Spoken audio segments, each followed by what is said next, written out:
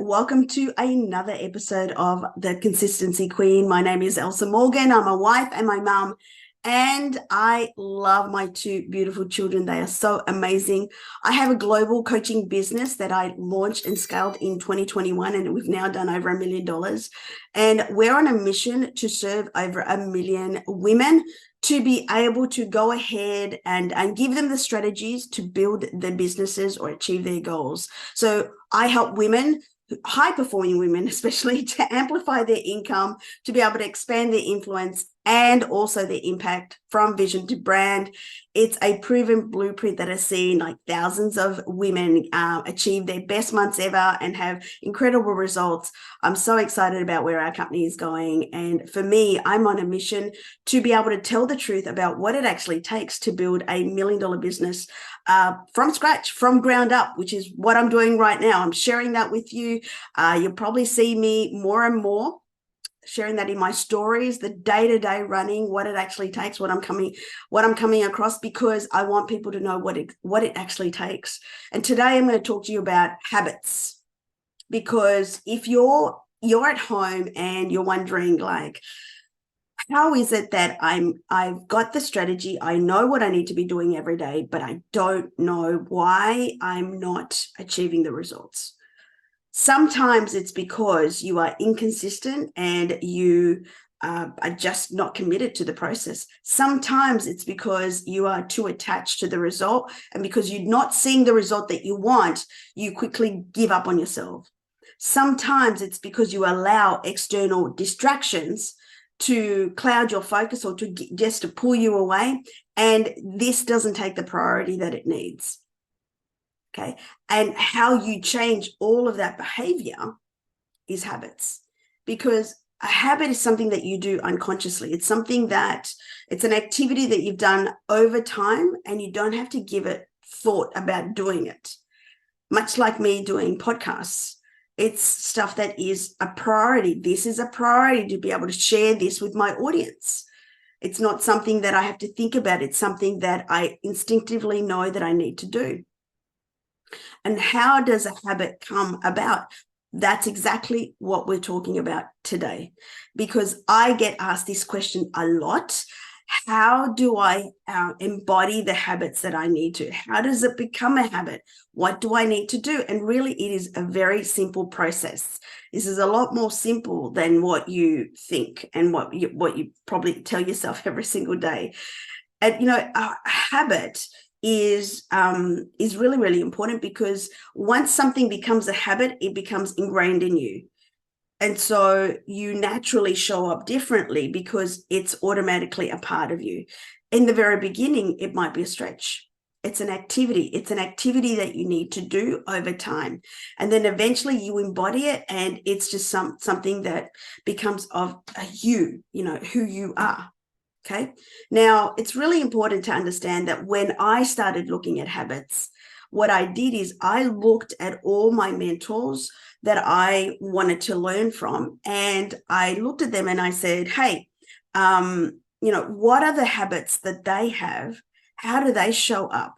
What do they actually do? What books are they reading? What are the things that they pay attention to? And I started one by one to change the way I showed up and started mirroring them. So then I become that version as well. And that's how I've been able to achieve $1 million, is because I became that person to achieve that $1 million. That didn't happen just because I just said, I want $1 million, and then it just comes. No. You need to become that person first. And this is the important thing that people need to understand, is that you need to become that version, that person that will go ahead and achieve the goals that you want.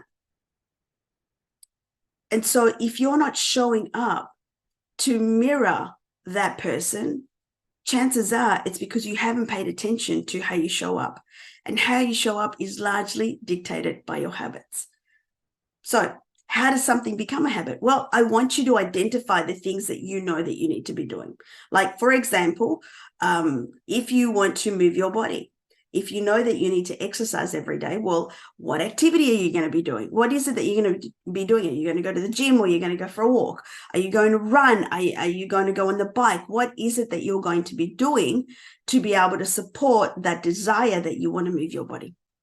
If you want to, for example, you want to, what I've done, I'll give you an example, is I've actually controlled my portions. Okay, so what did I do? I literally have a meal delivery service that is supporting me to my goals. And the other things I could have done, which I had tried and didn't work, was, because I love food, I served up my meals on smaller dishes. I tried fasting. I've done so many different variations, but it is having someone give me the actual meal already done that has helped me to really nail the portion control. And why is this important? Because my $1 million version of me is someone that cares about how they eat and what they consume. And so it's required a re-education of how to fuel my body. It's required me to develop self-control about how much I eat every single day, and to eat slower and more intentional as well. So I want you to think about one thing. So tell me, just one thing. You can even drop it in the comments here for this episode. Just tell me one thing that you know that you could be doing, that you should be doing. And so what you need to do is then make it a priority, like schedule it. For me, I put it into my calendar, or I set an alarm. And so at the very first instance, it's an activity. And whilst you don't need to go all full on and just do the thing, because this is the biggest mistake that people do, is they go, you know what, I'm going to go for a run, and they go and do 5Ks on day one. That's not how you run 5Ks, by the way. I've been a running coach before, and I know exactly how to do this. With running, you need to build up to 5Ks. Not run 5Ks first go. And so in the very first go, if you've never run before, what you need to do is walk for 10 minutes. Just walk for 10 minutes. So, the aim is to be a runner, because you want to run 5Ks. But, at the very beginning, you just need to show up as the runner. You just need to show up and just build to become a 5K runner. Okay. And so that would be the first thing that you would do, is to build up endurance in your legs, walking wise, and then you can switch to running. And so what I would say to people is, after they're comfortable running, walking 10 minutes is, maybe over 2 or 3 days, is that you would walk 2 minutes, and then I would run 30 seconds, and then walk 2 minutes, and then run 30 seconds. And then again, we are building up the endurance to be able to get you to a 5K, versus you going full on and then you just go, oh my goodness, my body is so sore, I'm never going to do that again. But if you build up to that, not only will your body support it, but you are behaving as a runner. And that is the key, is that you establish the behaviors of who you want to become, versus you going and just doing the thing. Okay. Same thing, for example, if you want to go to the gym, it's the act of going to the gym, and maybe you might be there 5 or 10 minutes and just walking on the treadmill and then going home. In the very beginning, that's all you will do, because you are literally programming yourself to the activity of going to the gym. And so you prep yourself the night before, you put your clothes out, and then the next day you'll go. You might be there 5-10 minutes, and you'll just repeat that process until you can then go a little bit more. So maybe from 10 minutes walking, you might go 15 or 20 minutes walking, but it's a gradual increase. And so as your body starts getting used to what you are doing, your mind accepts it as well, because you are enjoying the process of growing, and you are more than likely to stay. So again, the act is not necessarily for you to go do a 1-hour workout. You're never going to stick to it if you just go full on straight away. But if you build yourself up and behave as the person going to the gym, or behave as the person that wants to lose the weight, the behavior is the key. right? Not the activity first up. You need to cement yourself and get really embedded into the behavior. That's what's going to get you there, right? So once you've made the decision to start, then you adopt the behavior of what it is that you want to do in increments and commit. Like I would think, maximum 10 minutes would be something that you could do first up, like maximum 10 minutes, 10-minute walk, 10-minute, 10-minute row, 10-minute cycle, 10-minute reading. If you want to read a book, from start to finish, or read a chapter, what about if you just start with, 5 minutes or 10 minutes? And you just commit to doing that until your focus could support another page and another page and another page. So you are behaving as someone that would be a reader, but from the very get-go, you might just start off small. Okay, but if you attempt to read a full book or a full chapter from start to finish, it's going to be such an uncomfortable process, and your body and your mind will fight you on it, that the resistance will be so great that you won't want to do that. You won't enjoy that process. So you are more than likely to stick to it if you just start off small. And then the key is that once you take that first step, is that you go again the next day. And then you go again the next day, and you keep showing up with the same behavior, because what you want to do is you want to embed that behavior within you, and that takes time. And whilst you may increase, the amount that you do over time, eventually it's just going to be part of you, and you won't have to think about it. And that's when it becomes a habit. That is how I've been able to adopt new habits, where I start off small. I start off by just doing small things, and then I increase.